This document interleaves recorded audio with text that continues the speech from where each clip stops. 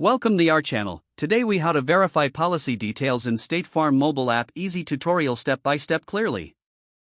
Open the State Farm mobile app on your device. Log in using your credentials. From the home screen, locate the Insurance tab at the bottom of the screen. Tap on the Insurance tab to access your policy details. You will see a list of your active policies. Select the specific policy you want to verify. Once the policy opens, review the summary provided. Scroll down to find detailed coverage information.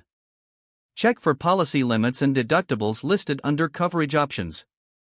If you need more information, tap on each coverage type for further details. Look for any additional endorsements or riders that may be attached to your policy. To view your premium payment information, locate the billing section. In this section, confirm the next due date and amount owed. If you have any questions about specific details, tap on the help icon. Review the frequently asked questions for quick assistance. If further clarification is needed, you can contact customer support directly from the app. Remember to log out once you finish verifying your policy. If the page does not load, refresh the browser or try again in a private or incognito window. Make sure you are using the correct email address, then retype it carefully to avoid small typos. If your password is not accepted, use the reset option and create a new strong password you can remember.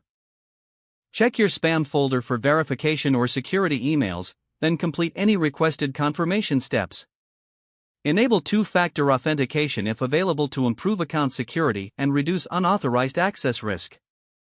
After signing in, review your profile details so your contact information and settings are accurate and current. If you see an error message, note it down and try again after restarting your device and internet connection. Log out when you finish, especially on shared devices, to keep your account and payment information secure. If the page does not load, refresh the browser or try again in a private or incognito window. Make sure you are using the correct email address, then retype it carefully to avoid small typos. If your password is not accepted, use the reset option and create a new strong password you can remember. Don't forget to like this video and subscribe to our channel for more step-by-step tech guides.